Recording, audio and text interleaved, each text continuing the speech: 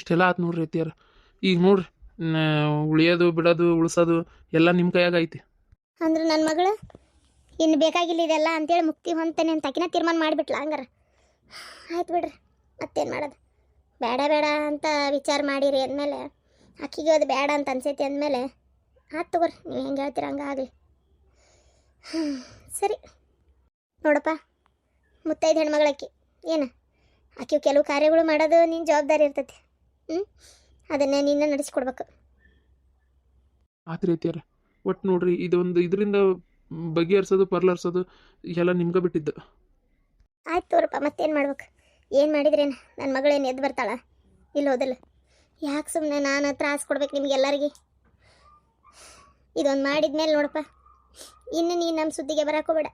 ನನ್ನ ಮಗಳ ಇಲ್ಲ ಅಂದಮೇಲೆ ನಿನ್ನ ತೊಗೊಂಡು ಏನು ಮಾಡಲಿ ನಾನು ಹೇಳಿ ನೀನು? ಹಾಂ, ಹೋಗ್ಬಿಡ್ರಿ ಹೋಗ್ಬಿಡ್ರಿ, ನನ್ನ ಕಣ್ಣು ಮುಂದೆ ಯಾರು ನಿಂದ್ರಕ್ಕೆ ಹೋಗ್ಬೇಡ್ರಿ. ನಮ್ಮ ಹಣೆ ಬಾರ, ಹೋಗ್ಬಿಡ್ರಿ. ನಾನು ಬೇರೆ ಯಾವ್ದಾರ ಒಂದು ಕುಸಿನ ದತ್ತಕ್ಕೆ ತೊಗೊಂಡು ಸಾಕ್ಬೇಕಂತ ತೀರ್ಮಾನ ಮಾಡೇವಿ. ಏನು ಒಂದು ಬಿಡುಗಾಸು ನಿನಗೆ ಸಿಗಲ್ಲ, ಆ ಯೋಚನೆನೂ ಮಾಡಕ್ಕೆ ಹೋಗ್ಬೇಡ್ರಿ. ಅತ್ತಿಯಾರ, ಇನ್ನೂ ನಾವು ನಿಮ್ಮ ಮನೆ ರೊಕ್ಕಕ್ಕೆ ಬಂದೇವಂತ ನೀವು ತಿಳ್ಕೊಂಡಿರಿ. ರೊಕ್ಕ ಬೇಡ್ರಿಪ್ಪ, ನಮ್ಗೆ ನೆಮ್ಮದಿ ಬೇಕಾಗೈತಿ. ಏನು ಆಗದಾಗಿ ಗೊತ್ತು. ನಮ್ಮವ್ವ ಈ ಕೆಲಸ ಮಾಡಿದಕ್ಕೆ ಆಕಿಗೆ ಸತ್ತು ಸುಡ್ಗಾಡು ಸೇರಿ ಆತ. ಆಕಿ ಸಾವಿಂದನ ಅರ್ಧ ನಿಮ್ಮ ಮಗಳಿಗೆ ನೆಮ್ಮದಿ ಸಿಕ್ಕಾತ. ಏನು ಅದಕ್ಕೆ ತಪ್ಪು ಮಾಡ್ದಾರ ಬದುಕಿಲ್ಲ ಭೂಮಿ ಮ್ಯಾಗ.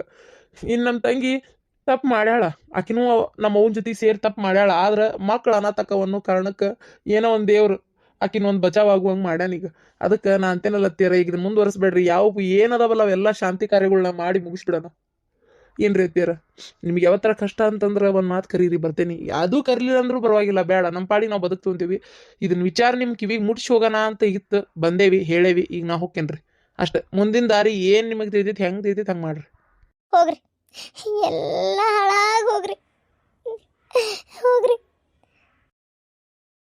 ನಾನು ತವ್ರ ಮನೆಗೆ ಹೊಂಟೇನಿ ರೀ ಹೆರಿಗೆಗೆ ಅಂತೇಳಿ. ನಮ್ಮ ಅಣ್ಣ ನಮ್ಮವ್ವ ಬರಾಕತ್ತಾರ. ನಾ ಇನ್ನು ಹೋಗಿ ಬರ್ತೇನೆ ರೀ ಶಾಂತಕಾರ.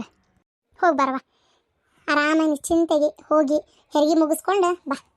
ನೋಡ್ರಿ ನಿನ್ನ ಗಂಡ ಹೋದನ್ನ ಹುಡುಗಿ ಮನೆಗೆ ಹೋಗಿ ಎಲ್ಲ ಮಾತಾಡ್ಕೊಂಡು ಬಂದಾರ್ರಿ. ಅವರು ಏನೋ ಯಾವುದೋ ಒಂದು ಖುಷಿಯಿಂದ ದತ್ತಕ್ಕೆ ತೊಗೊಂಡು ಸಾಕ್ತೇನ್ವಿ, ಮತ್ತು ನಮ್ಗೆ ಜೀವನ ಬೇಕಲ್ಲ ಮುಂದೆ ಅಂತೇನೋ ಅಂದ್ರಂತೆ. ಏನಪ್ಪ ಅದಾದ್ಮೇಲೆ ನಮಗೂ ವಿಚಾರ ಗೊತ್ತಿಲ್ಲ. ಆಗಲಿ ಬಿಡು, ಹೋಗ್ಲಿ, ತಮ್ಮ ತಡಂಗೆ ಮಾಡ್ಕೊಳ್ಳಿ. ಒಟ್ಟು ಎಲ್ಲ ಪರ್ಲು ಹರಿತಲ್ಲ, ನಿಶ್ಚಿಂತೆಗೆ ನೀವು ಇರಂಗೆ ಆತಲ್ಲ, ಅಷ್ಟೇ ಸಮಾಧಾನ ನನಗೂ. ಇದೆಲ್ಲ ಎಲ್ಲಿಗೆ ಹೋಗಿ ಮುಡ್ತತೆ ಅಂತ ಮಾಡಿದ್ವಿ. ಒಟ್ಟು ಆರಾಮದಿರಲ್ಲ? ಹ್ಞೂ ರೀ. ಅಂದಂಗೆ ನಿಮ್ಮ ನಾದ್ನಿದ ಲಗ್ನ ಆಗಿತ್ತಲ್ಲ, ಬಂದೇ ಇಲ್ಲ ಈ ಕಡೆ. ಆರಾಮದಾಳ?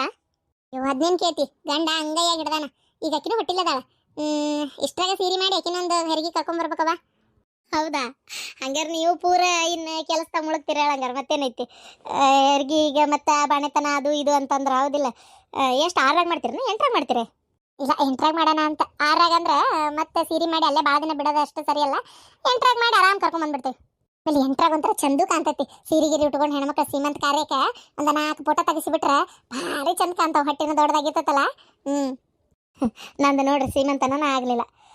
ಈಗ ಅಲ್ಲಿ ಹೋಗಿಂದ 8ರಾಗ ಅವ್ವ ಒಂದು 5 ಮಂದಿ ಕರೆದು ಆರತಿ ಮಾಡಿ ಹುಡಿಯೋದು ತುಂಬಿ ಇದು ಮಾಡ್ಬೇಕು ಅನ್ನಕತ್ತಾಳ. ಏನು ಮಾಡ್ತಾಳ ಏನಾತಾಗ. ಇಲ್ಲಿ ಮನ್ಯಾನ ಜಂಜಾಟ, ಗಂಡ ನೋಡಿದ್ರೆ ಹೋಗಿ ಅಲ್ಲಿ ಕುಂತ ಮನ್ಯಾಗ ಹಿಂಗೆ 1 2 3 ಅದು ಹೇಳಿದ್ ನೀವು ನೋಡ್ತಿರಲ್ಲ, ರಂಪ ರಾಧ ಅಂತ ದೇವ್ ಸತಿಗೆ ಬಂದು ಹೋಗಿ ಆತ. ಹೀಗೆಲ್ಲ ಆಗೋದಕ್ಕೆ ಸೀರೆ ಆಗಲಿಲ್ಲ ಇಲ್ಲೇ. ಹೌದು, ಆಗಲಿ, ಅಲ್ಲಿ ಹೋಗಿಂದು ಮಾಡ್ತಾರಂತಂದಾರಲ್ಲ, ಒಳ್ಳೇದಾಗಲಿ. ಒಂದು 5 ಮಂದಿ ಮುತ್ತೈದೆಯರು ಉಡಿ ತುಂಬಿ ಆಶೀರ್ವಾದ ಮಾಡಿದ್ರೆ ಎಲ್ಲ ಒಳ್ಳೇದಾಕತಿ. ಅಯ್ಯೋ ಪ್ರಭಾವತಿ, ಇದಕ್ಕಿಂತ ಕಷ್ಟ ಅನ್ಭವಿಸೋರು ಜಗತ್ನಾಗ ಭಾಳ ಮಂದಿ ಅದಾರವ. ಆ ಕಷ್ಟದಿಂದ ಮುಕ್ತಿನೇ ಕಾಣ್ಲಾರ್ದಂಗೆ ಒದ್ದಾಡ್ತಿರ್ತಾರೆ ಗೊತ್ತನ. ಇನ್ನೂ ನಿಂದು ಹಂಗೇನಿಲ್ಲ, ಗಂಡ ಚಲೋ ಅದಾನ, ಗಂಡ ನಿನ್ನಂತ ಅದಾನ, ಯಾಕೆ ಚಿಂತೆ ಮಾಡ್ತಿ? ಆರಾಮಾಗಿರ. ಹೌದ್ರಿಪ್ಪ, ಅದು ಕರೆ ಬಿಡ್ರಿ. ಏನು ನನ್ನ ಶಿವ ಏನು ಬೆಟ್ಟದಂಗೆ ಬಂದು ಕಷ್ಟ ಮಂಜಿನಂಗೆ ಕರಿಗೆ ಹೋತು.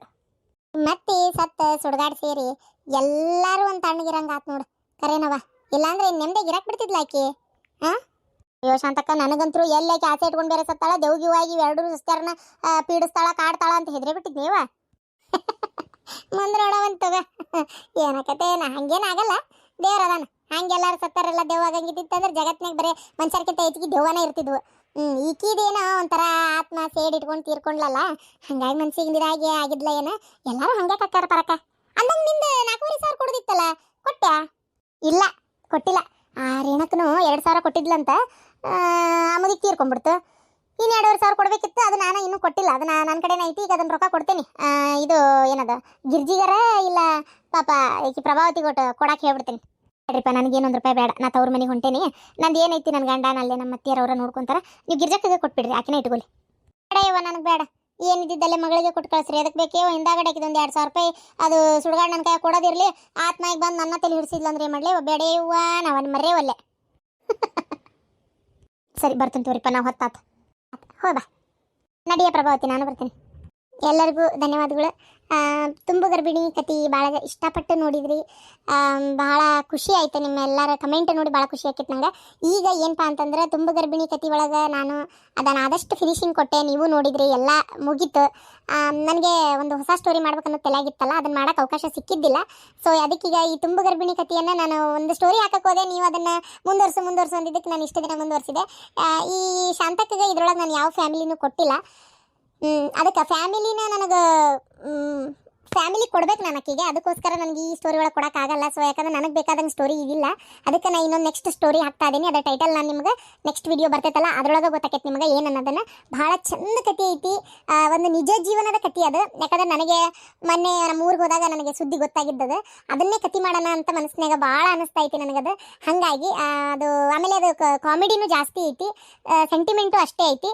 ಚಲೋ ಐತಿ. ಅದನ್ನು ಸ್ಟಾರ್ಟ್ ಮಾಡ್ತೇನೆ ನಾಳಿಂದ. ಇವತ್ತಿಗೆ ಈ ಸ್ಟೋರಿನ ಇಲ್ಲಿಗೆ ಮುಗಿಸ್ತೀನಿ. ಮುಗಿಸ್ಬೇಡ ಅಂತ ಹೇಳಬೇಡ್ರಿ. ಯಾಕಂದ್ರೆ ಹೊಸ ಸ್ಟೋರಿಗಳು ಬರ್ತಾ ಇದ್ದಷ್ಟು ನಿಮಗೂ ನೋಡೋಕೆ ಇಷ್ಟ ಆಕೈತಿ. ನನಗೆ ಇದ್ರೊಳಗೆ ಏನು ರಬ್ಬರ್ ಥರ ಹೇಳ್ಕೊಂಡು ಹೋಗ್ಲಿ ಹೇಳ್ರಿ.